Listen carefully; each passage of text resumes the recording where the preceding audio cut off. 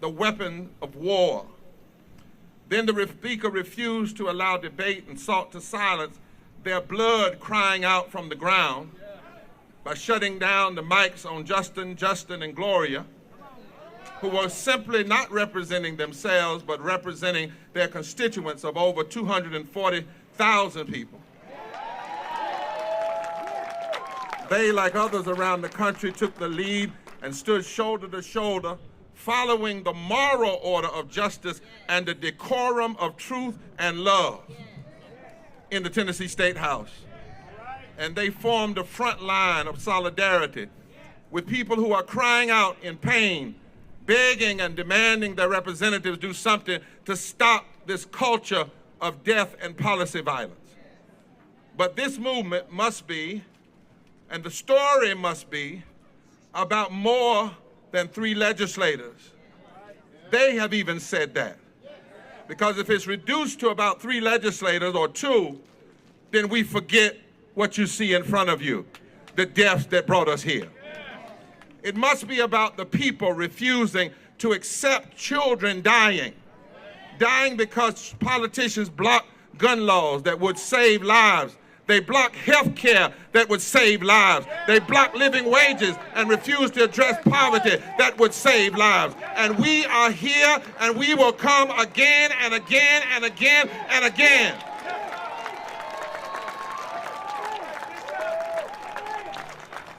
If they try to adjourn, we're going home behind them. We're going to have Moral Mondays led by clergy and impacted people and advocates in their home districts. The first one is going to be in East Tennessee, in Knoxville. Because we don't believe that Tennessee is extremist country. We believe it's God's company. And if we volunteer and stand up together, we can change this state. The legislators are back. But returning individuals to their duly elected seat does not solve the problem. No, the past week's events have simply exposed the problem for all to see.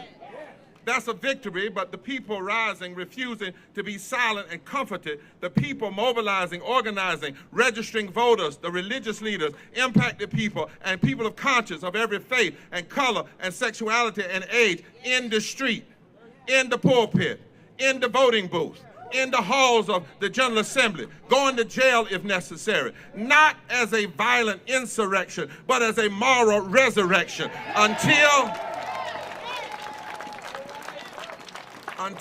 policies change. That's when victory will have been won. My brothers and sisters, extremists are using state capitals to make an end run around the U.S. Constitution and the heart of democracy. Nashville is happening all over the country. Mississippi, Florida, North Carolina, all over the country, and especially in the South, we are seeing the attempted political coups, but the resurrection of a moral reconstruction is also happening. Why are we here? We're here because to challenge the reality with the moral resurrection is deeper than partisanism. We're not here as Democrats. We're not here as Republicans. We're not here as black. We're not here as white alone. We're not here as left. We're not here as right. We're here because of the politics of lies and greed and death must be challenged by the moral vision of truth and justice and love and life. That's why we're here. And so make no mistake. As I said 10 years ago when we started Moral Monday in North Carolina, we are black, we are white, we are Latino, we are Asian, we are Native, we are young, we are old, we are Jewish, we are Muslim, we are Christian, we are Unitarians, we are people of faith and not of faith, we are gay, we are straight, we are trans, we are poor, we are wealthy with a conscience, we are Republicans, we are Democrats, we are independent, we are Tennessee, we are America, and we ain't going nowhere.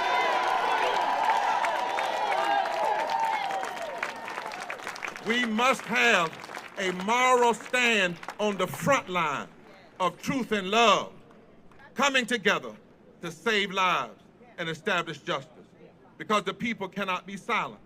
Moral Monday says always focus on the issue. Extremists want us to be silent. They want to keep the voters blind to what they're doing. And we will not allow that to happen. We cannot allow the politics of public policy murder. Yes, I said that, public policy murder. When you know a policy will kill people and you keep putting it in place, that's a form of public policy murder, according to a 19th century sociologist. And we've come here today, finally, to put a face on the death that has been normalized.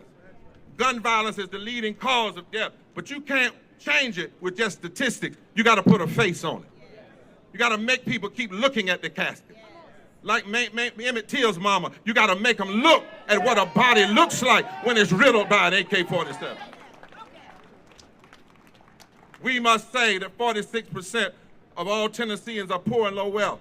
56% of our children, 3 million people, 1.3 million people in Tennessee make under $15 an hour. 700 people die every day from poverty.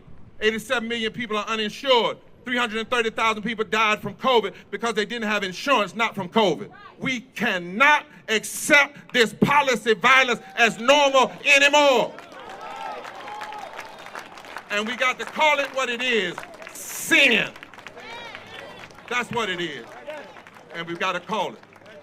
We can no longer deliver eulogies and give comfort to people that are hurting without standing up to the public policy and changing it so that the death doesn't happen in the first place. And the blood is calling us from the ground. And so we come together. We come together and we recognize that the same people that block gun laws block health care. And the same ones that block health care block voting rights. And the same ones that block voting rights, they block living wages.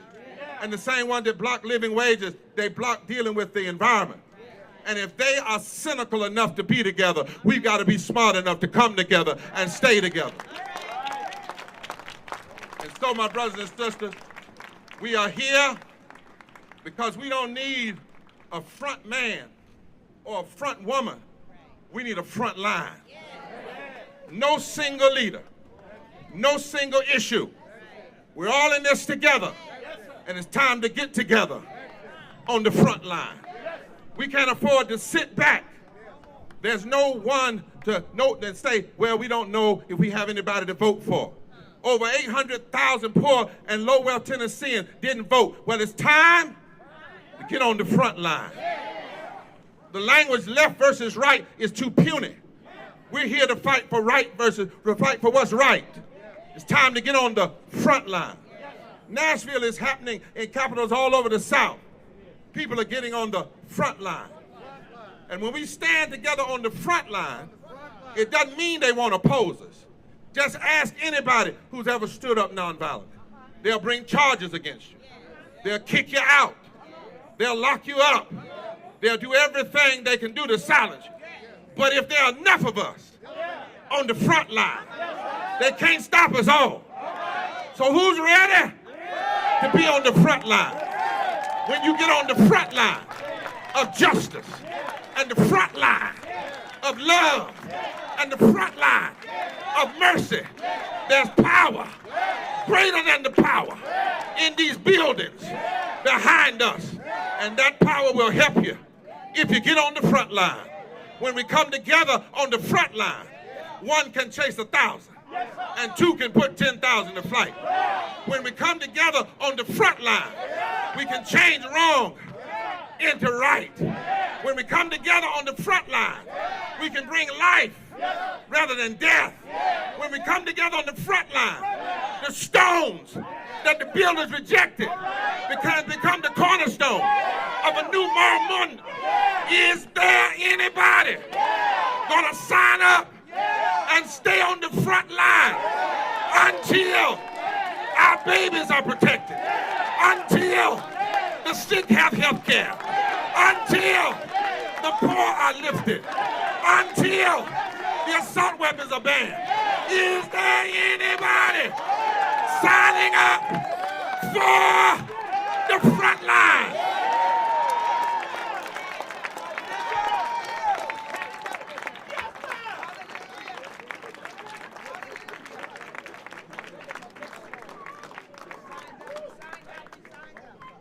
Thank you, Bishop. Good afternoon.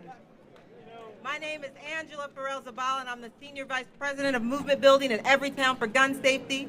Moms Demand Action and Students Demand Action. I stand here today with survivors, advocates, and faith leaders to say enough.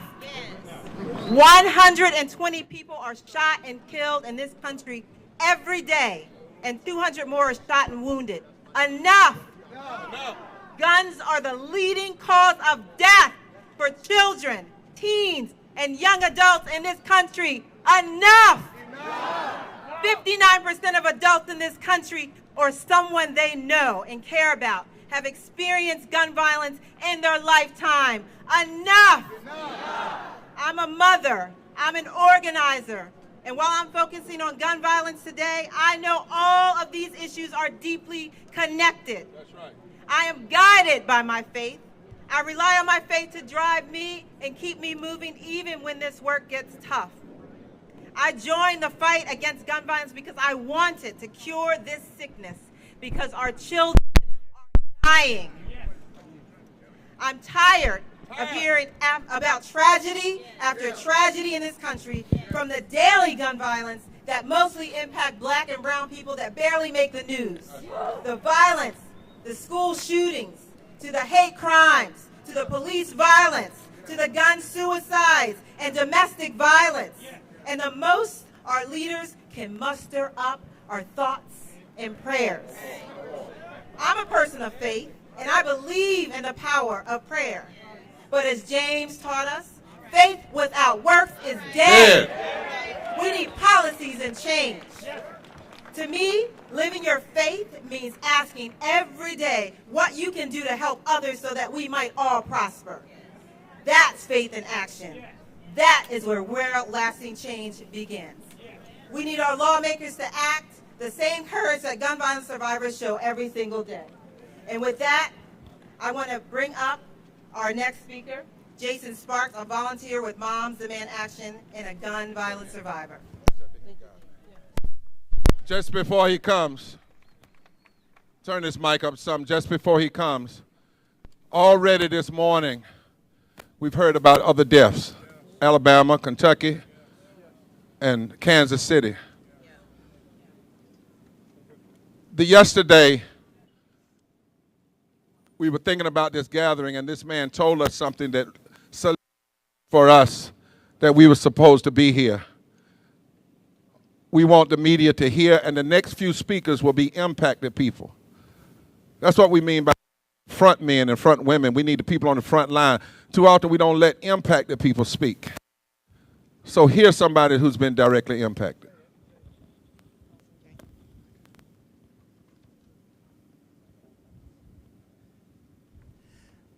Hi, my name is Jason Sparks. I live here in Nashville with my wife, Abby, and my 2 kids in Metro Nashville schools. Today, my best friend, my little brother, Chris Sparks, would have turned 43. That's never going to happen because 7 years ago, on September 28th, 2016, he was shot to death a few miles from here. Chris was on his way home on his lunch break to walk his beloved rescue dog, Dawson, and was shot and killed in broad daylight by a bad driver he honked at. People call it road rage, but that trivializes the issue. The fact is, it's just murder. The gunman drove off, and I live daily with the fact that I'll probably never know who did it. In 2013, our state legislature passed a guns and trunks bill that allowed people to carry guns in their car. Now we're number 2 in the nation in road murder and lead the nation in guns being stolen from cars. That's policy murder. Today, this House is going to hear a House Bill 1202, and that will allow teachers to carry concealed weapons in classrooms. Our teachers are already overwhelmed, and now they want them to carry guns.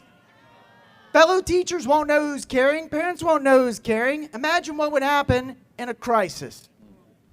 Look, if guns made us safer, we'd be the safest damn state in this country. But we aren't. We're a gun-sick state where our supermajority and governor aren't beholden to the will of the people. They're beholden to the cult of the gun. Last week, a top lawmaker asked kids who came to the Hill, "What gun would you like to be shot with?"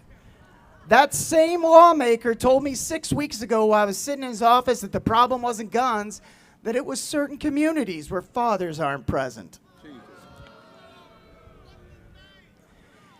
And throughout the committees I've been before, they always blame society, mental health, video games, anything to avoid doing their jobs and passing common sense gun legislation. Our governor mentioned support for ERPO or red flag laws after the Coverman tragedy.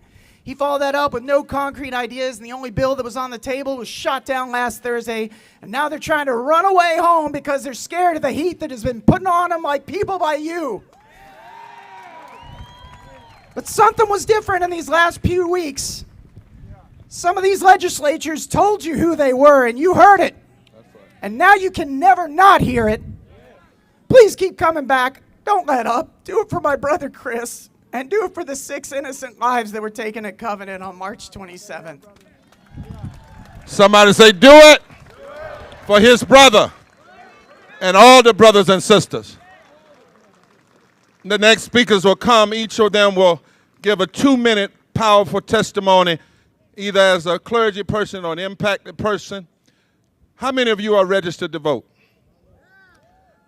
How many of you from this place further will go out and get other people registered to vote?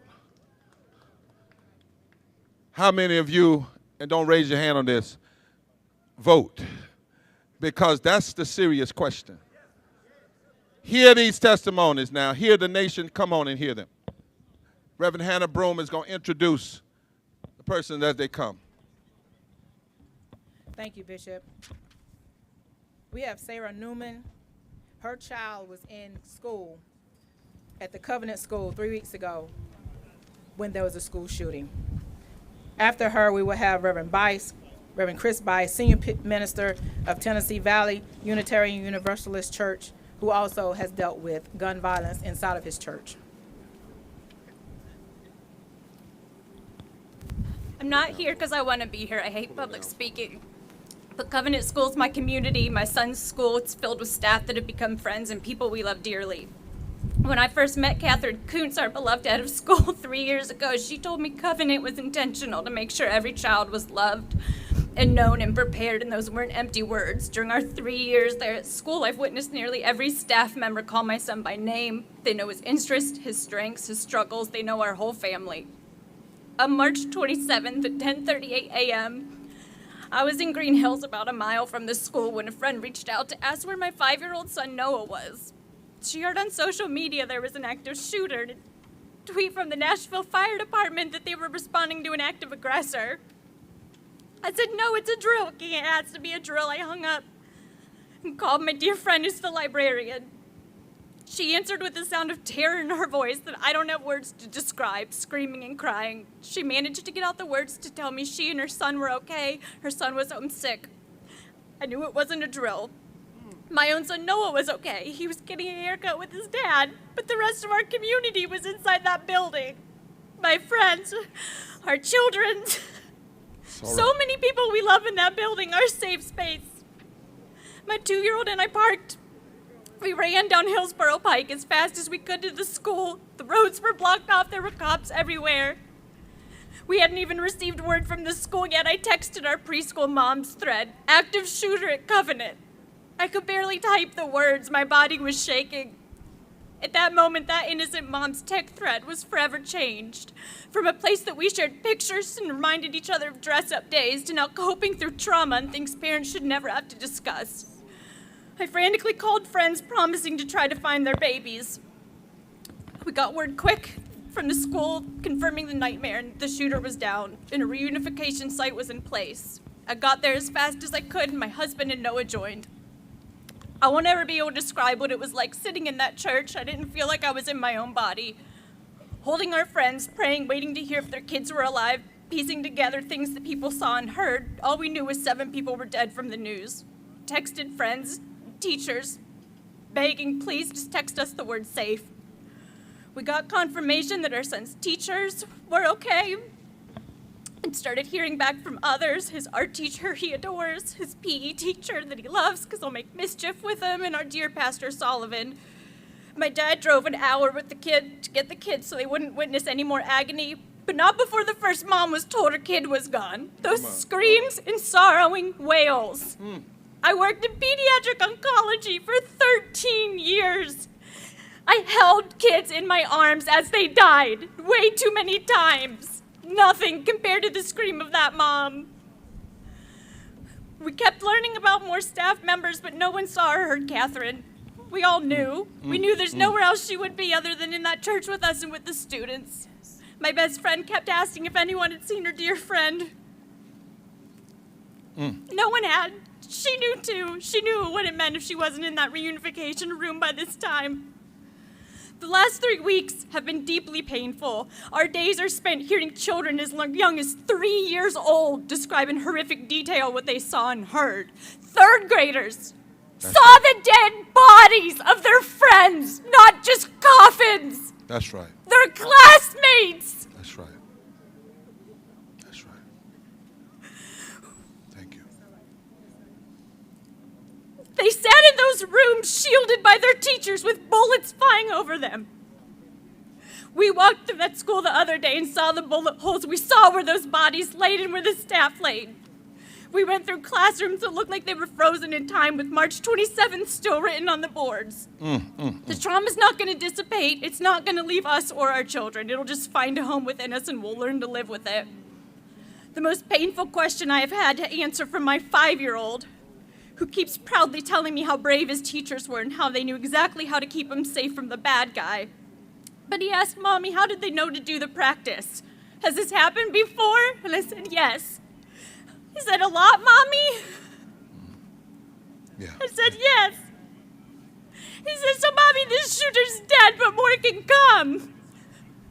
We had everything. We have good security. We had locked doors. We had intense active shooter training. The teachers heard AR-15s shot in the school and had to practice locking down for that. They had everything. Our cops are heroes. They didn't hesitate a second. It's not enough. And the one thing, let me ask you this, honey. The one thing you did not have was banned assault weapons. We don't have banned assault right. weapons. And Sure, then, we're going to add the bulletproof glass now, but what about when they're on the playground? right. What about when they're playing soccer? Right. Let me ask our brother to come behind, because one of the things I want folk to hear from you and across the nation, I'm holding you because I want you all to say to her, but you won't bear this grief alone. Will you say that? You won't bear. I want you to ask you something as my brother comes, because he needs to share the killing that happened there.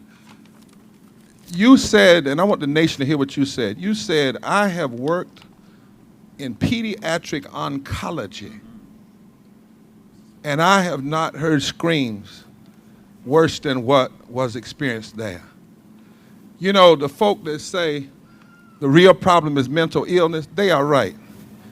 It is a form of mental illness when you can hear this kind of pain and still be more interested in guns than you are in saving lives.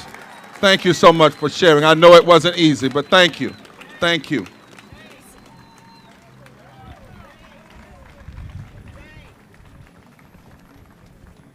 It is important for ministers to speak out for responsible gun laws because we do the memorial services. The solution to the problem of guns in our school is not more guns in our school. When I was a teenager in high school, the security guard at our school was shot to death with his own weapon. If we arm our teachers, we need to be prepared for more memorial services. There's an activist saying, I'd rather be a guardrail at the top of the hill than an ambulance at the bottom. We are advocating for responsible gun laws because we are tired of the sounds of sirens in our community. The scripture tells us we must speak out for those who cannot speak out for themselves, and the victims of gun violence no longer have a voice or a vote. We must be their voice. We must be their vote. Especially for the school children and the teachers whose blood cries out for justice. In 2008, a gunman opened fire in my congregation's sanctuary on a Sunday morning in the middle of a children's play. 2 people were killed, 8 people were injured, and all of us were traumatized. The gunman had a history of domestic violence and anger management issues. A red flag law could have prevented this tragedy. We are told when we speak out on this issue that we must have decorum. Let me tell you something that every minister knows. Traumatized people do not always have everyone's ideas of decorum. There is weeping and wailing at the graveside. There is more heartbreak in this nation than can ever be solved by Robert's Rules of Order. And that is why we are here today. That's right. To speak out for those who can't speak for themselves, to put a guardrail at the top of the hill and not an ambulance or a memorial service at the bottom. Yes. We just got word that they're trying to do a little tricky trick with the vote. We may make a decision to go inside and finish our speaking inside. If we have to do that, how many of you going to go inside with us? All right. Why can't we wait? We can no longer wait to buy another casket and bury another loved one. We can no longer wait on our children screaming, "Why not help us now?" We can no longer wait to hear the death cries from the graves and the ground beneath us throughout the state of Tennessee. We can no longer wait for innocent children and adults who were expected to come home, but because someone had the legal right to purchase an assault weapon, also known as an AR-15, and decided to walk into another grocery store, a school, even a church, a synagogue, a mosque, and have target practice. Teach, Reverend. Gun violence is the #1 killer of children in Tennessee, taking more lives in car accidents. We need common sense gun reform now. We need legislators who can feel the pain of death. Yes. Why can't we wait? We can't wait to an end of another year to read over 100 names of those brothers and sisters who have been displaced because of lack of affordable health care and housing. Unfortunately, when it comes to health care, Tennessee ranks as the 9th worst in the country. Today, more than 11% of Tennesseans, nearly 800,000 residents, are without coverage. That is simply criminal. We can't wait any longer for Medicare expansion, not to have successful debate on the General Assembly floor while the stain of blood continues to expand all over us. That's right. By refusing to expand Medicaid, the state's political leadership has decided to let lower income whites, black, Asians, Latinos suffer while they have significant health care coverage. Dr. Martin Luther King said, of all the forms of inequity, injustice in health care is the most shocking and inhumane. We need affordable health care now for our most vulnerable. We need moral and ethical legislators that possess the moral capacity, consciousness, and courage to do the redemptive thing now. Follow the MIP mandate to act justly and to love mercy and to walk humbly with our God. Thank you.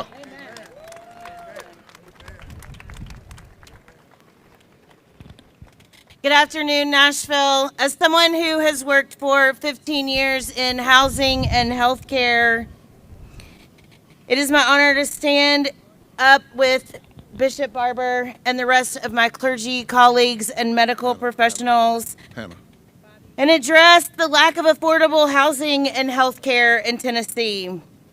We cannot ignore the reality that too many of our fellow Tennesseans are struggling to find a place to call home. Families are forced to choose between paying for rent or putting food on their tables. Veterans who have bravely served our country are sleeping on the streets. Our siblings who are struggling with addiction or mental health issues are left without the support they need to get back on their feet. Tennessee has one of the highest rates of uninsured individuals in the country. This means that too many people are not able to access the care they need to stay healthy and thrive. As people of faith and as members of this great movement for justice, we cannot remain silent while our neighbors are suffering.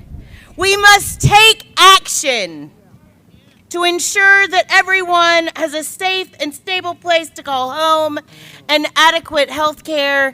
And I am going to turn my 1 minute left over. Just a second, Yes, sir. second.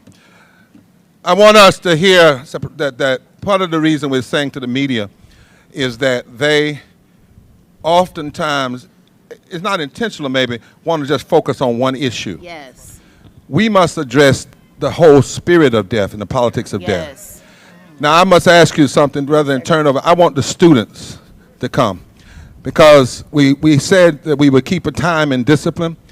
And if we don't let these students talk to us, right? So all the students come. Would y'all welcome them? All the students that have come here. And then we're going to make a tactical decision to go inside possibly and have everybody else finish. Just like we did tomorrow Monday, we went inside in North Carolina and we kept right on speaking. And we invited the media to come right on in with us. Let's welcome these students. Would you all introduce yourselves and share your truth and your story? My name is Bobby. My name is Helena. We're both volunteers with Students Demand Action at Vanderbilt. We're both studying to be educators. As students, future teachers, and members of the Nashville community, we are here to say enough. We've seen enough death, we've seen enough grief, and we've seen enough in action. 3 weeks ago, 6 people were shot and killed at the Covenant School.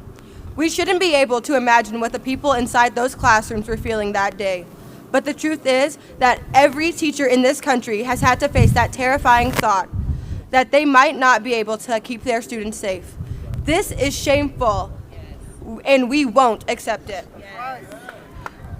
Take a look at the movement we're building. When lawmakers look out from the Capitol today, they'll come face to face with our coalition. They'll have no choice but to confront a sea of young people, faith leaders, survivors, teachers, and community members at their doorstep, fed up and demanding action.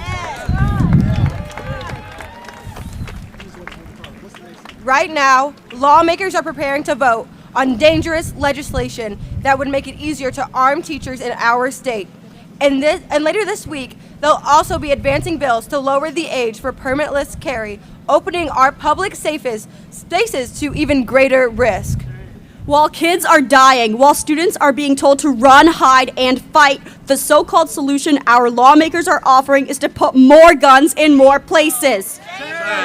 We want safe schools, not fortresses. We want to be teachers, not soldiers. It's time our lawmakers did this and risen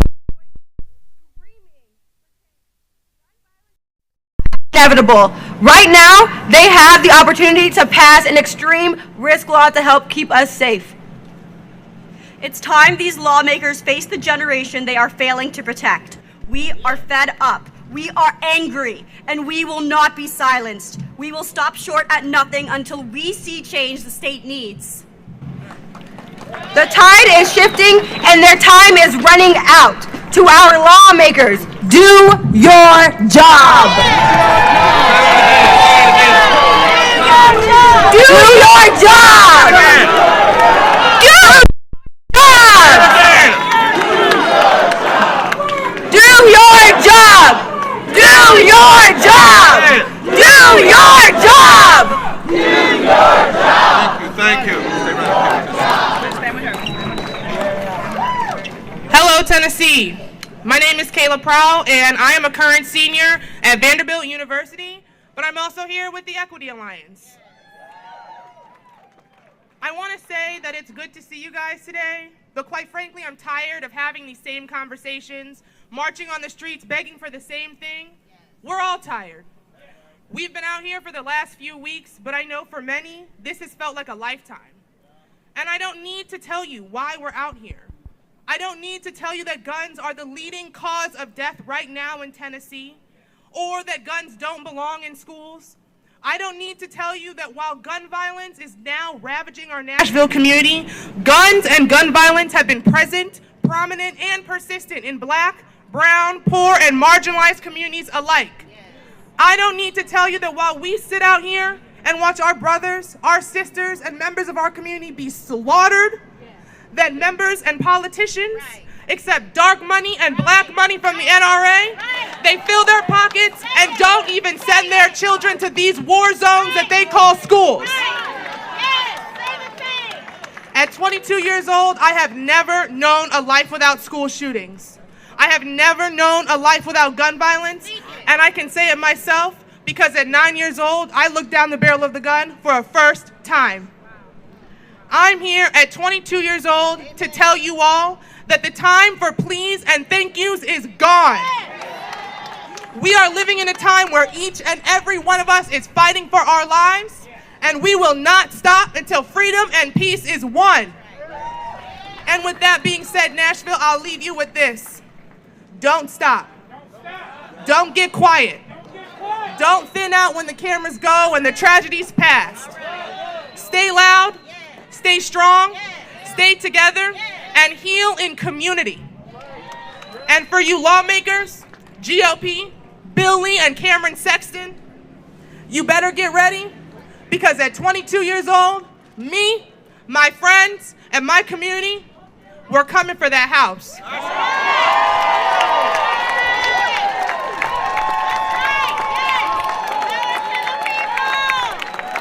You better get ready for that eviction, because my community is coming to lead the community the way they know best. We are out here fighting this good fight, and we are not gonna stop till it's won. That's right.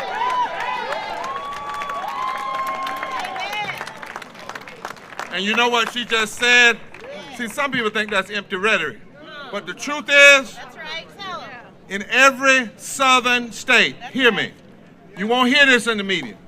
In every southern state, if you register or cause to vote, 20% of the already registered poor and low-wealth voters who don't vote are around an agenda for truth and justice and life.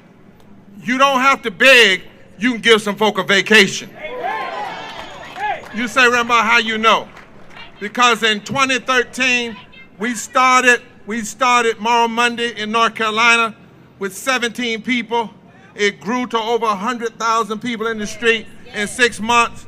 When they left, we went home behind them. And in the next election, we sent home an extremist governor. We changed the state Supreme Court. We beat them in voter suppression at the ballot box. But you gotta organize. You gotta mobilize. You gotta work hard. And you've gotta go everywhere they even say you should not be. So when my sister says, we coming for that house, that needs to be our cry all over the South. We coming for that house. We're coming for that Senate. We don't have to use violence. We'll use our power. We're coming young. We're coming old. We're coming middle-aged. We're coming protesting. We're coming voting. We're coming.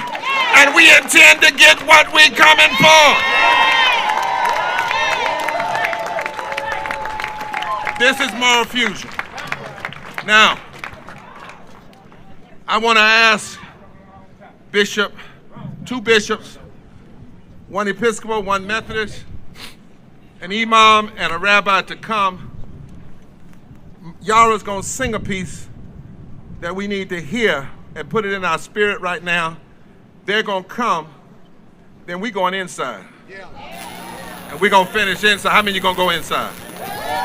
And we're going to speak on the inside. We're going to read our demands on the inside. We're going to try to take these caskets on the inside. But they're not going to get a rest today. They're going to hear us today. And what they need to know is what they hear today is what they're going to hear in their own districts and at the ballot box until justice comes. Come on, Yara. Come on, singers. Just a short piece. Then we got 4 quick speakers, and we going inside. While I'm coming up to the mic, come on and say, all over the South. We're coming for the house. We're coming for the house. Come on, all over the South. All over the South. We're coming for the house. We're coming for the house. Again, all over the South. All over the South. We're coming for the house. We're coming for the house. They might as well get ready because we shall not be moved. Come on, you know it. We shall not be moved, just like a tree that's planted by the water. We shall not be moved. We shall not be moved. We shall not be moved, just like a tree that's planted by the water. We shall not be moved. We shall not be moved. I said we shall not be moved. Oh, just like a tree that's planted by the water. We shall not be moved. They won't separate us. We shall not be moved. No, they won't separate us. We shall not be moved. Oh, just like a tree planted by the water. I said we shall not be moved. Go tell the senators. We shall not be moved. Go tell the governor. We shall not be moved. Oh, just like a tree that's planted by the water. We shall not be moved. One more time. Oh, we shall not be moved. I said we shall not be moved. Like a tree that's planted by the water. We shall not be moved. Shall not be moved. Oh, children, we shall not be moved. I am Bishop Van Henning Byfield, the Bishop of the African Methodist Episcopal Church for the states of Kentucky and Tennessee, and the chair of the Denomination Social Action Commission. We are here to thank God that a few ignoble leaders use injustice against noble leaders to ignite a moral response for justice in Tennessee. And so we've come to say stop, because we are on the case. Stop the redistricting of Nashville and other communities that through gerrymandering gives voter suppression and diminish African American voters. Stop increased gentrification in Nashville, the rezoning of neighborhoods. Stop no action against gun control. Stop the redistricting that diminishes health for children, women, and the disenfranchised. Stop telling us that we are going to add lynching to capital punishment and to make persons who are homeless and unhoused criminals.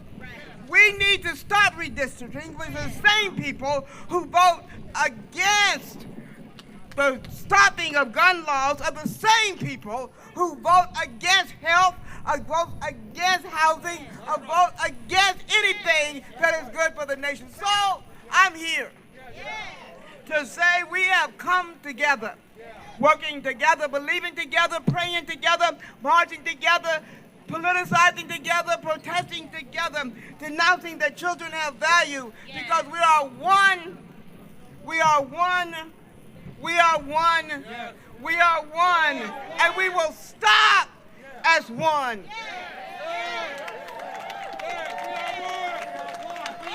We are one. We are one. We are one. My name is Mary Ann Buddy. I come to you from Washington, D.C., and I just want to assure you that there is no geographic limitation to the evil that you are fighting in Tennessee. It exists all over this land, and it is housed north, south, east, west, but so is the movement rising up to address it. And there are people of all colors, all people of all classes, all people of all walks of life who are rising up and saying, as you are saying here, there is a better way. And I feel that the most important thing that we can do is address the lie that kept people like you and me 60 years ago thinking that nothing could be done to address the evils of those days until others stood up and said, yes, there is. There is something we can do. And so just as our forebears fought to end Jim Crow, just as our forebears fought to end the spectacle of public lynching with crowds cheering them on, there are things that we can do and are doing to prevent the ongoing spread of this epidemic of gun violence. And we are the ones. We are the ones to say to those who refuse to do their job, we elect you, we appoint you to do this work, and if you will not do it, you need to get out of the way and let the rising ones come and take your place. I'm so honored to be among you, and I will take your prayers and your goodwill with me, and know that yours will go with me, and we will work together to fight that lie and create the vision that God has given us in our hearts to make it a reality in this land.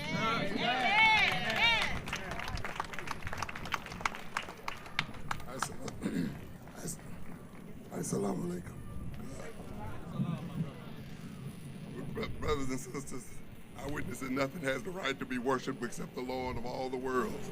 The Lord of the white, the Lord of the black, the Lord of the Latinos, the Lord of all human beings. Brothers and sisters, we are in a situation now where we have to look at ourselves as humanity.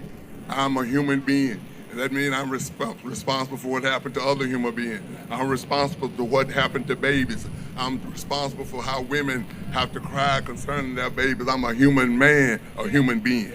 Now, I got some ideas about gun violence, and I discussed some of them with Chief Dre. And I think I'm going to take a quick stab at this right here and right now. I think 11 and 12th graders, the boys especially, should be taken to the gun range, taught how to shoot guns.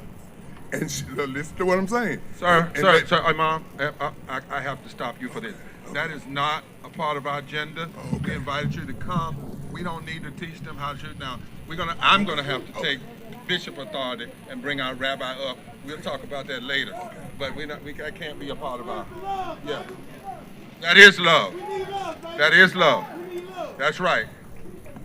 I'm Rabbi Shana Mackler from the temple here in Nashville. We are at a moral crossroads where an ideology has morphed into idolatry. The false sanctity of the Second Amendment has turned into a violation of our Second Commandment.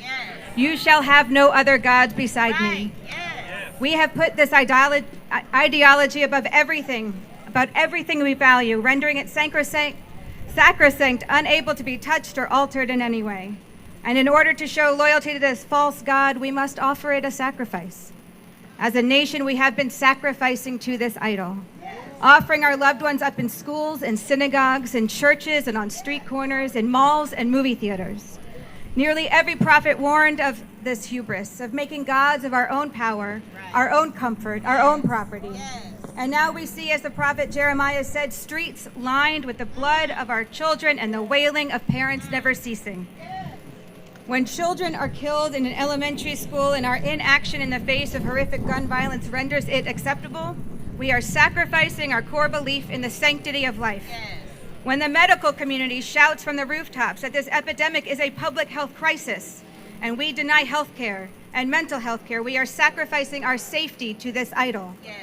When lettuce or toys can be recalled as a danger to society, but our leaders refuse to act as the gun deaths eclipse nearly every other cause of death, we are sacrificing our sanity. When it's harder to buy Sudafed than a gun, when technologies are put aside and reasonable policies are put aside, we are sacrificing our future. And we are literally sacrificing our children to this morally ossified God. We must act together. Together. I'm Rabbi Lindsay Danziger. I represent the Religious Action Center of Reform Judaism, a movement of 2 million souls from a tradition that teaches to destroy a single life is to destroy an entire world. I am a mother of 3 beautiful children. Since they were 18 months old, they have been playing a game at school called Quiet Mouse. They turn the lights off, they huddle all the children in a corner or a closet, and they tell them to be as quiet as a mouse. The littlest babies get lollipops to stop them from making noise. It does not work. How can we tolerate that here in America we send our children to school to rehearse being hunted by weapons of war? We send our children to school to rehearse their own deaths. My ancestors did not flee to this country from Nazis, from pogroms, so my children could cower in a closet by day and awake to nightmares of bad guys by night. We must do better for all of our children because they are all of our children. I'm here because I am a rabbi. I need you. We need each other. Our safety is in our solidarity. May we unite to build a world free from want, free from racism, free from fear, and free from violence.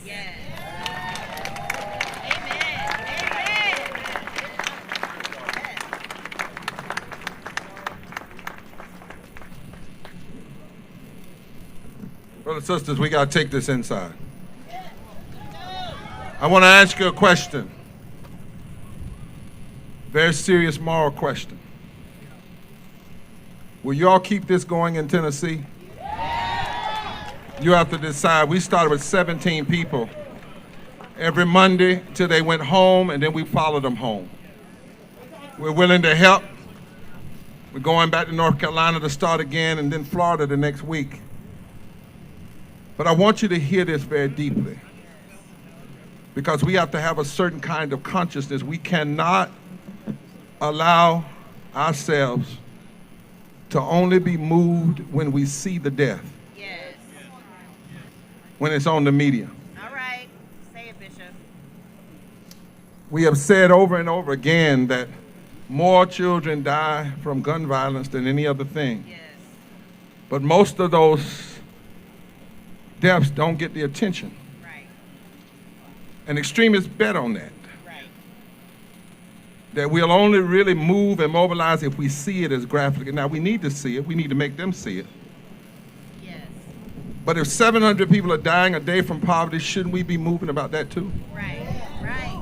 If 250,000 people are dying a day from poverty before COVID, sometimes can those in the back stop talking, because if we can't listen to each other, they're not going to listen to us. And I come from a tradition that requires that you believe somebody got up from a grave whom you've never seen it. You just believe it because you heard it, because it's the truth. If 2,800 people are dying every 500,000 people that are denied health care, shouldn't we be moved about that too? Yeah. My point is, we can't go home, y'all. Right. You know, I hear people sometimes saying they're tired, and God knows I'm tired. I bear it too many. But there are 2 kinds of tired. Right. Tell them, Bishop. There's a tired when you're frustrated and you say, well, nothing's going to happen. Then there's a tiredness that emboldens your agitation. Yes. Yes. That's the tiredness we need. All right. The sick and tired of being sick and tired. But see, that kind of tiredness will make you stay off buses 381 days and have mass meetings every night for a whole year until change comes. Y'all don't hear what I'm saying. That kind of tiredness will make you go to court for 57 years until you overturn Plessy versus Ferguson. It's a different kind of tiredness. That kind of tiredness will make you stay in jail 27 years and come out just as clear on justice as when you went in, Nelson Mandela. That kind of tiredness will make you get arrested again and again and again and again. They must know that this time death has not just touched us for a moment. And they must know that we want to challenge all of it. You can't, if tomorrow they pass the gun laws, you can't go home. Because folk are still dying. White and black folk can't just come together, and Latinos, when our children die, we ought to be coming together even if what would kill them is in place and hasn't killed them yet. We ought to undo it before it kills them. And we cannot say our legislators now have the job. Don't put that on the legislators. Now, they should do their job. But the people have to stay in the people's house and stay in the street until change comes. I bet you if y'all march in Nashville through the tourism season, some change would come. Y'all don't want to hear that? Huh? I bet if you start marching in the middle of the day during tourism and shut down the traffic, change would come. That's what we have to be willing to do. And so are you ready to be on the front line? Now, it's going to take us a minute to get in there. I want the folk that don't carry the caskets to come get ready. They got it all tied up. You got to go through all this stuff. And they're going to bet y'all going to go home. That's exactly what they're going to say. They're not going to take the time. We better prove them wrong. We better prove them wrong. Somebody say, we ready. We ready. We ready. We ready. That's what the young folks say, we ready. Come on, y'all, and y'all know that? Rob Stevens going to come. You see Reverend Jackson, how tall he is. Those of y'all that are going in, you follow him. If you see him, he's taller than all of us, then you're in the right direction. Come on, Rob and Reverend Jackson. If you got an ADSU, follow me. We're going to go right in, right over here across the street. Everybody that was carrying a casket, come on the steps. While they're on the steps, Rob, come on and give us our instruction. And all of you that had to speak, we're going to finish on the inside. Somebody say finish. On the inside. We're going to be real loud. On the inside.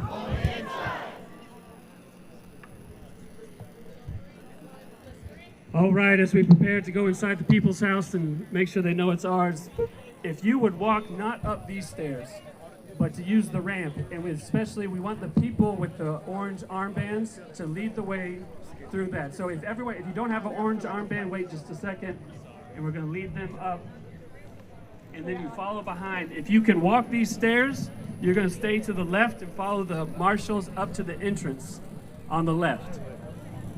If you need ADA access, you're going to march right through these glass doors across the street. So again, make your way to stage right, house left over here, and we're going to cross the street and go into the people's house. One person for this casket.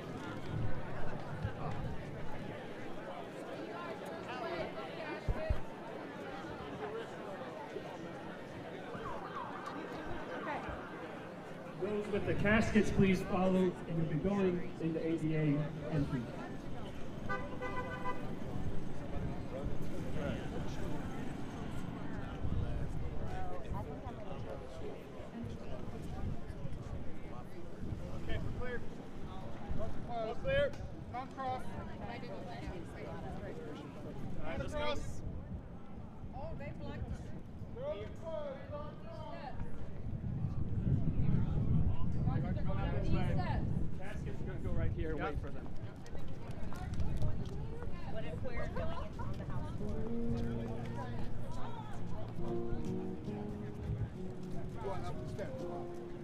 I need to take the elevator.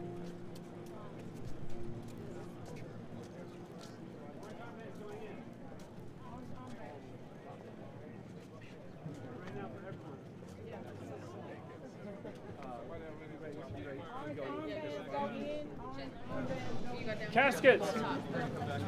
Okay. I'm your marshal for down here then. Oh yeah, we're gonna marshal. Yeah, so caskets over here. Caskets up here, line up. And we're gonna try going here. All right. Yeah. Go up here.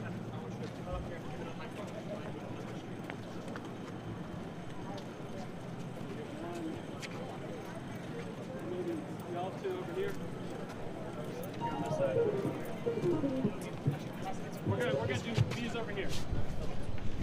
both sides. Okay. Both sides. Come. Okay, no, that's good. It's good. That's good. No, stop. Caskets. On my mark.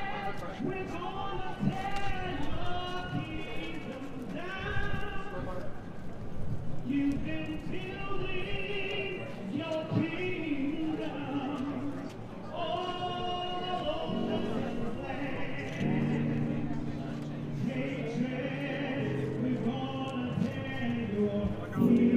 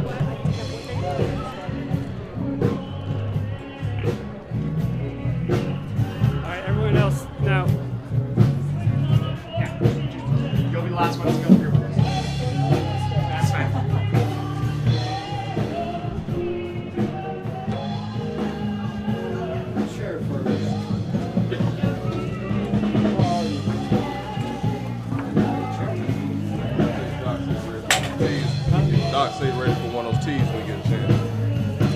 Not now. See, go back over there.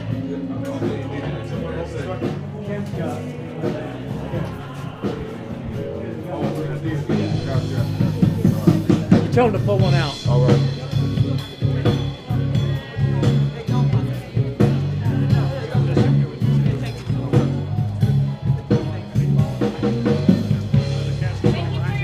Yeah. Casket, come on. Thank you for your. Casket's falling behind. Here we go. 1, 2, 3. Bishop. Bishop. Bishop, you want to come right here?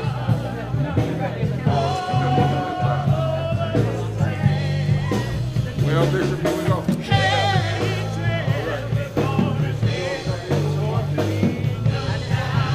We can go in 2 by 2. No pepper spray, no base.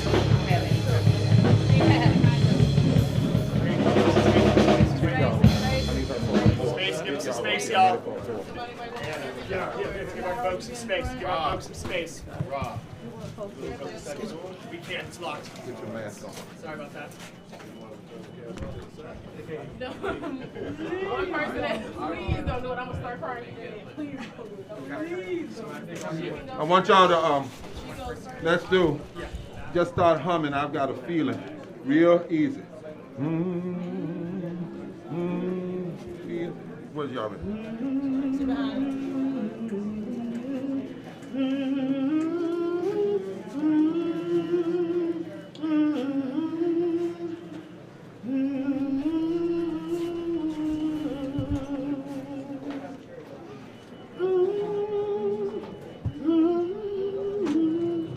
Everything be alright, be alright, be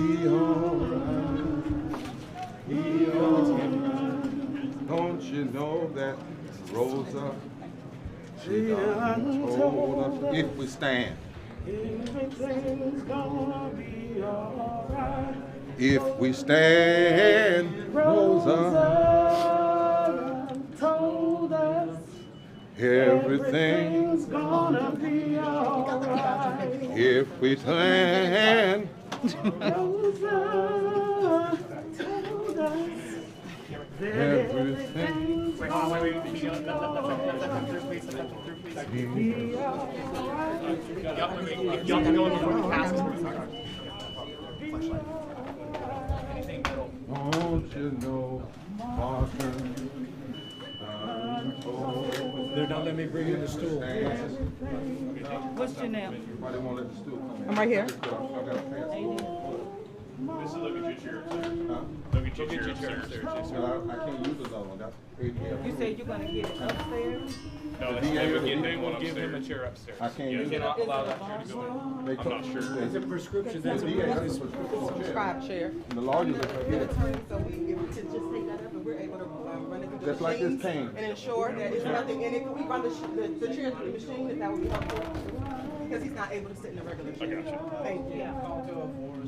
Thank you, officer. We'll get someone down here to I can carry that. No. We'll get someone down here to figure it out. Okay, Follow me, supervisor. man. I can't move. He can't move I without gotta the sit chair. because He has I'm gonna fall out. Rob, we got you. We They're got gonna you. bring a supervisor down here to double check it, because we can't really authorize that. We can't authorize They're gonna get it, so somebody that can, they're bringing a supervisor down here right now. Okay. on his way down. You make sure you. Yeah, you wanna wait right here till we get the I'm gonna start walking Okay. that way.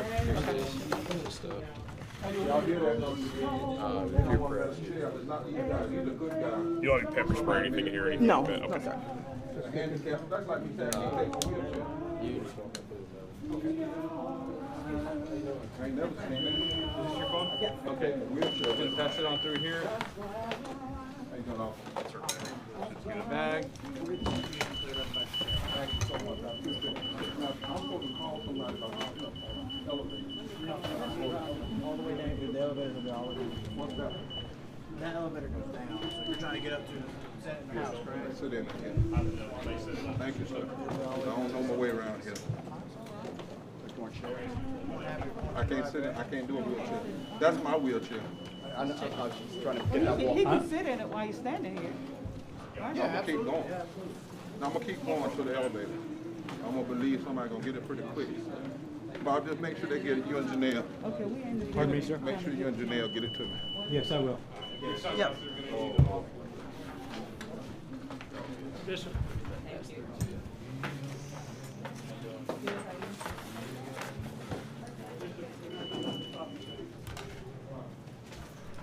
Bishop. Bishop.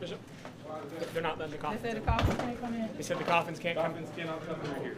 And Can't bring them Who said that? That's what they said. So the coffins, those are our props. That's like, just tell them sit them down until we can figure out. Sit them down on blankets. I got it. That's it, easy on. So,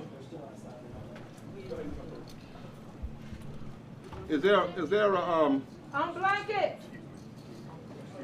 That's not their. On blankets. Sorry. they don't have the blankets? They do. Let me ask you a question. Who said this couldn't come in? Oh, is the supervisor here? They're coming down. Okay. Is that I just was trying to figure out, is that a state law or is that just a temporary rule?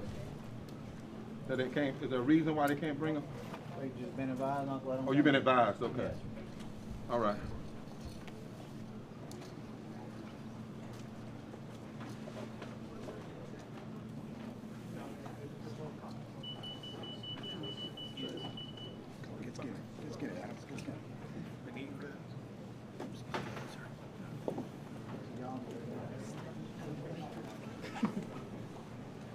How about the child's coffin? Can that one, because it's a size issue?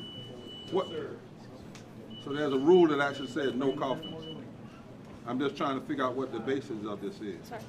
Is there something No that says? props larger than this size. Well, what Sheet of about- paper. No prop larger than that. I mean, no, I'm saying, there's a prop up there larger than that. You got one larger than that. This is the entry. I've been here 3 weeks ago All I'm asking, sir, is that a constitution? Is that in your constitution? Or is that just something y'all come up with a rule? Yeah, we just been advised not to let them in, sir.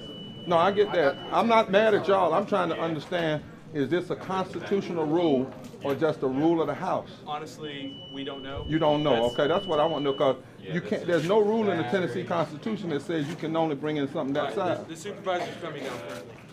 Card, and then. Say what? Can y'all got something to sit them down on without scraping them? Yeah, tell them to, yeah.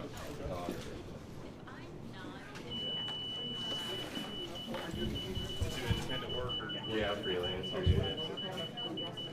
When you saw the supervisor, they come down the hall? They're coming down right now. They've been coming right now for a long time. Yes, sir. The elevator system that we have here can get clogged out. Oh. And, that's. But now look, those cameras are bigger than that. They coming in here. That camera is the same size as that coffin. All right. Like I said, sir, the supervisor. I'm just making a point. I'm just I making a understand. point. The camera is the same size as the coffin, but the coffin can't come. I just don't, and I know that ain't no constitutional rule. That's what I'm saying. You can grab the chair and bring it up here for me. Just bring it up by the elevators. Look right there. That baby's in. That's bigger than that coffin. We got the chair, Bishop. So they want to bring the coffins in. Huh? Yeah. Okay. And he has a We got a medical stool. reason for his chair, so I'm gonna let them bring the chair. That's fine. But Who's the supervisor? He's right here. Right here, So sir. what I'm trying to ask, thank you so much, is that when our lawyers went through the Tennessee Constitution to decide what we were going to do, we didn't see anything in there that we could not bring a placard bigger than 8.5 by 10. We could not bring a coffin. The cameras are bigger than the coffin. That roller was bigger than the coffin. I'm surely bigger than the coffin. And all I want to know is, where's this rule coming from? It's not in your Constitution. All I was instructed is that the caskets are not allowed in the building. Can you tell us who instructed? It might have been the speaker. Is that who? Because he can't decide. I'm not sure if it was the speaker or not. No, sir. I don't know. We need to know, because that means that you got somebody telling citizens in Tennessee that they can't come in their own building. Where's the coffins at? Right there. Man, we're not gonna hurt nobody with them. They come through the other detective. Yeah. Unfortunately, sir, Can I talk to the that was next the person? directive that I was given. I would love to know who the director is of the directive. Okay. Because it's nothing, Janelle. Yeah. Because I mean, we need to take this into court, because there's nothing in the Constitution that says this can't happen. I mean, these are good guys. These guys here, I'm not worried about them. They're doing what they told. Can we at least bring the infant coffins in? Those are smaller. No, ma'am. Unfortunately, we can't bring it. So whoever done it just don't want to see them. And it's because it had to be somebody that's in control of the legislature. So y'all need to understand that in Tennessee, your state legislative people, somebody has given a rule. It's not these guys. Don't be mad at them. They're just doing what they're told. But somebody has literally said that if people want to bring in coffins to show what their policies are doing, you can't come in, even though the Constitution doesn't say that. Yeah. Like I said, sir, it's my apologies, but that's not our rule, and that's not, that's not me saying. Can you tell me at least, though, I would like to know our attorney here, so we can go to the person. I'm gonna go upstairs and go on the floor, see y'all can sit them down, and we're gonna send word back, see can't we get a legislator to come down and bring them in. All right, can y'all wait? Clerk, would y'all wait? Can y'all hear me? Ask them, do they understand what's going on? Was he the one needing the stool? Yes. I'm gonna go upstairs, Jenny. Thank you. What's your name, sir? Simpkins. Officer Simpkins. Thank you so much. So there's some other folks here, right? Huh? There's other ADA folks here. Yeah, the other 88. All the other 88. Y'all probably need to be up there, holding the fort. The other folks won't know how to handle it.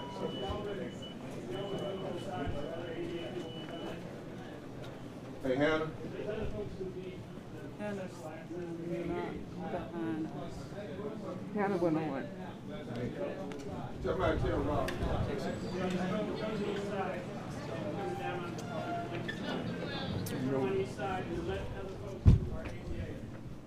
How far is the elevator? There was a wheelchair there.